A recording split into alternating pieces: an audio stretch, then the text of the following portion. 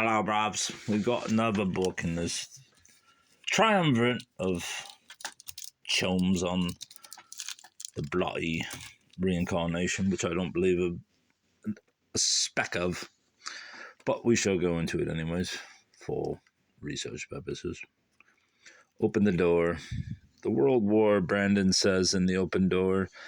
Why does it say open door? The World War, Brandon says in the open door, hurled so many spirits into another sphere with no preparation that a white brotherhood was formed to tutor these shattered souls. An account of this work, Life on the Etheric Plane, the principles of reincarnation, preparation for the higher life are discussed. This is an inspiring book. Opened a door. Wilfred Brandon, transcribed by Edith Ellis. I believe that Wilfred Brandon supposedly died in the 18th century, maybe even in the Civil War. I can't remember. He was only 18 or 19. This is the premise of Ellis, who was a playwright. Let's go to the note.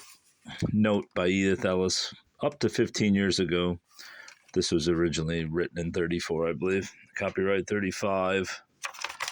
So I believe the foreword, even though this is a later edition, I believe that the foreword was written in 34, yes. Note by Edith Ellis. Up to 15 years ago, 1919, I was quite lacking in any sign of psychic powers and looked upon those who claimed to possess them with wonder, liberally mixed with doubt. I had read enough about the work of famous scientists in the field of psychic investigation to be willing to believe that survival had been proved. I was not a spiritualist, however, and I never consulted mediums or attended seances. In life after death, it seemed to me we were all more or less puppets, subject to laws beyond our control, so there seemed nothing to do about it. And why bother? In 1919, I suddenly began to hear clairaudiently and to write automatically. This was amazing and interesting. But after a time, I ceased to practice the writing and heard only occasionally. It was always the same friendly voice giving me good counsel in my affairs. I was grateful for this guardianship, though I now took it as a matter of course and ceased to wonder. Of necessity, my time, thought, and efforts had to be devoted to my professional work and my domestic affairs. In 1930, I contracted to go to Hollywood. There I began to hear more frequently and more clearly than ever.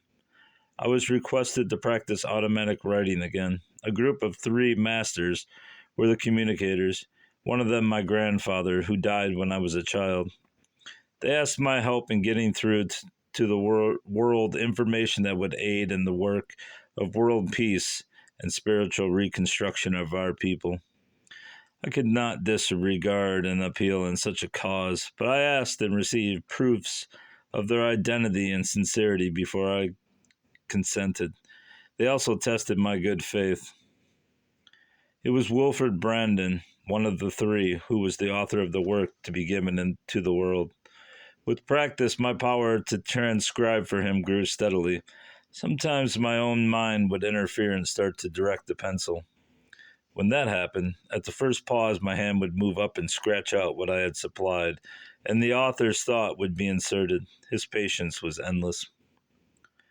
It was not until 1933 that I was able to take the time to devote myself entirely to his work. Even with all the messages and instructions that had been given me, I was unprepared for the revelations that came as chapter followed chapter. What was undertaken on my part with doubt, fear, and trembling came to be a labor of joy. For I am sure if anything in my life has been the least contribution or service to others, it is that my hand was chosen to transcribe this book. Edith Ellis, New York, New York, October 1934. Foreword by Wilfred Brandon. This is an attempt to show mortals the science of life and its manifestations on the etheric plane. The most we can do is to clarify, in some degree, the mystery known as death, which is but a rebirth into a more attenuated form of matter. I shall not make an effort to be erudite or profound, but shall endeavor to say what I wish to say in the terms of everyday speech.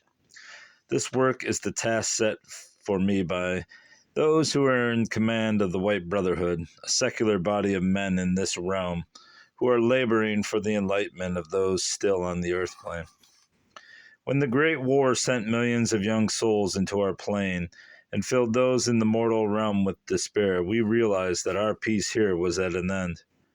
Now that there is every sign that another and more devastating war is in prospect, not only will this destroy civilization on Earth, but it will also turn the etheric plane, where the victim must dwell, into the vilest of hells.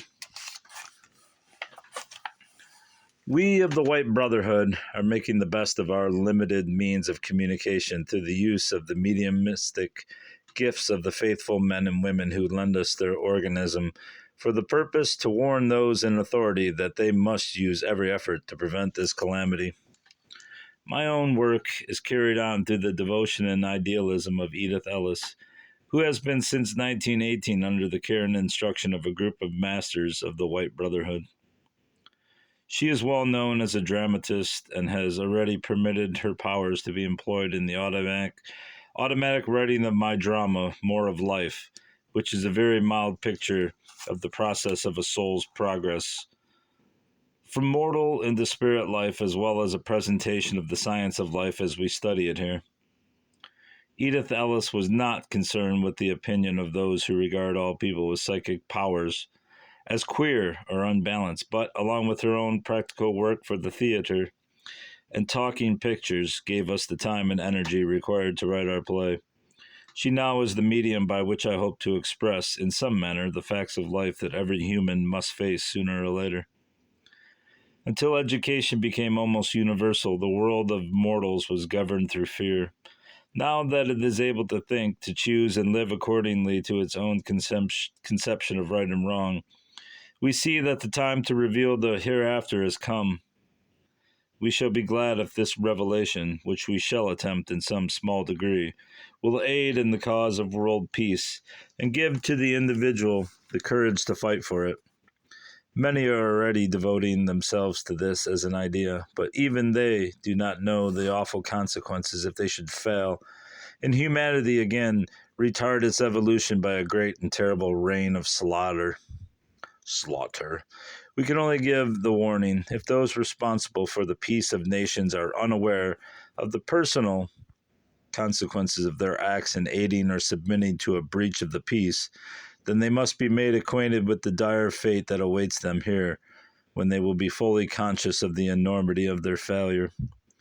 It isn't over when the white cross is set up to mark the grave of the young body whose soul has been thrust out in a state of consciousness that makes his life a hell for years on this plane. That fact alone, if widely understood, would make war an impossibility. No parent would doom his or her son to such a fate. The pain, dirt, and misery of his life in war would seem little in comparison to what follows. If only death ended the suffering, the tragedy is that it is only the beginning of it. The mind brings over its strongest impression. One can easily believe that war effaces almost every other impression on the consciousness. Hate, fear, pictures of dead and wounded, memories of the unspeakably horrible sights and sounds, the despair and profound sense of the cruelty of men are what they bring with them. This is the stuff that creates their life here, for here our thoughts make our lives. The power of the mind impresses itself on the ether, and an appearance is created. This guy goes on forever. All right. It is as real as your own world. The frightful doom of the fallen soldier can be imagined. We hope that if only for the sake of these young souls who are already being reared for the purpose of using them as battalions of death, the facts set forth in this book may be used to defend them from the fate of the many millions of souls who are now being slowly taught here to forget. Our plane was shattered also by their coming, for our work is to teach souls as they come how to use their powers. The natural death makes that, as a rule, a not too difficult task. But the host of us who labor to help the victims of the Great War has made life here a veritable hospital for the insane and crippled. With only our minds to use in giving them comfort and healing, the best we can do is to give them the blessed sleep which dulls the memory somewhat. Those to whom we could give this boon are still unconscious. Few are able to remain asleep for more than a few years, and many are too frantically possessed of fear when they die to relax so that sleep is possible. It is with no desire to harrow the feelings that these truths are told, but to educate mortals to a new sense of their responsibility. In former wars, the fatalities were small in comparison. Those on this plane could deal with the situation, pitiful and tragic as it has always been. Now, however, science is being invoked to make the next war one of extermination of whole populations. Even children are to be victims. Consideration for a world of military and political geniuses who can even contemplate, much less formulate, such devilish schemes for annihilating their fellow beings can have no place in our thoughts. We shall simply, and with as few words as may be, try to explain what happens to human beings when death comes, and what life is like when the body is no longer of flesh, but an attenuation of matter which we call an etheric body. Life can be and should be a glorious evolution. The past 20 years are a dark age which, if continued, will gradually set the soul of man back for centuries. We of the White Brotherhood are each trying to give a warning signal. Our means of doing so depend upon the sensitive souls still in their mortal bodies. We find few of these who have the glandular development essential for communication, and of those not many are willing to study, work with us, or publicly acknowledge that they are not like the ordinary run of people. The small number who investigate and even begin to work with us are usually persecuted into remaining silent, grow weary of the task, or use their gifts for experiments that lead to no very definite results. We that are pledged to help mortals to save themselves from annihilation are only too glad to be of service, but we are frequently forced to abandon our work for the lack of power to communicate. We hope that those men and women who can hear or see or write automatically will study, call upon us in their thoughts, and prepare to do their part in the cooperation of the two planes of being that are really only two sides of the same thing, human experience. My own credentials I present, giving my status here and my last incarnation. For several consecutive lives I was an Englishman. I was killed 3 times in battle. I know, therefore, that what the soldier's fate is, though until the 19th and 20th centuries no mind had conceived such horrors, degradations, and suffering as was then imposed on men at war. I was an American in my last earth life. My name was then Edward Thomas. I was the son of a farmer who lived in the small town of Morley, Massachusetts. I was killed by the British in 1781 at the age of 19. Like all youths, I was keen to get back into a body of flesh. I was ready and eager to incarnate when I had the great good fortune to be taken over by an old friend of my father's, a man who had been in the spirit world long enough to learn the ropes. He was kind enough to teach me a few of the things he had learned, with the result that I decided to wait, to study, and to remain in my present body until I could become a more intelligent being, worthy to take on greater responsibilities in my next mortal life, and thus endeavor to make better progress in my evolution. As one goes on with the life here and masters the teachings of creative thinking, life becomes more varied, interesting, and by contrast with mortal life, freer. For 152 years I have studied and worked, and for 58 years taught etheric or spiritual science and metaphysics, finally in 1920, taking my degree as master in the White Brotherhood. Our work might be compared to that in one of your great universities. We have the most distinguished Americans here, who bring us from time to time, as they come, the latest information of all branches of learning. We are able to keep adding to our sum of knowledge, and we use it as a basis for advancement to realms of thought, which in turn we give to mortals when they are able to receive it. I was killed in 1132 in France, again in 1373 in England, and once more. I fell by the sword in 1647. I was too weary to incarnate again until 1762, when, like many other adventurous spirits, I wished to try life in America, a life of free democracy. The New World was for me only a soldier's grave. No use of my heart or mind was made on earth for 6 centuries. Whatever I have made of myself as a thinker was accomplished here. I hope to incarnate once more, but only when an age of reason arrives. How far distant that time seems now. Souls here, and those of a sort who would help to make a fine world, hesitate to plunge into a life which makes material and worldly success its only criterion. Here we are what we think. You can see what the future holds for those whose minds cannot rise beyond the animal instincts or the passion for gain. We think here that the new dispensation of brotherly love, fair play, and world peace can be ushered in if all come to know what the conditions are when they experience mortal death, to live with only their consciousness to give them their personality. Anything that helps to bring that home to them is valuable service. In the hope that this book will make its readers conscious of the duty which all must share in spreading the truth of whatever we can explain in this way, we dedicate ourselves to the task of giving to mortals what we know of the science of life after death. Wilfred Brandon. Note. I guess it's the second note. Oh, that was the forward and then the note. All right.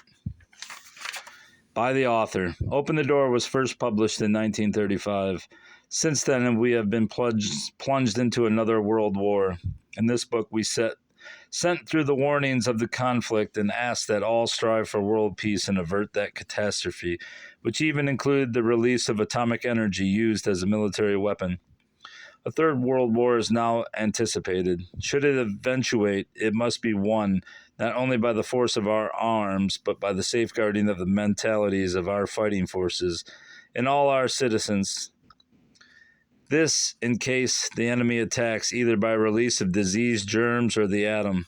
Such is the considered brutalization of the science of war today.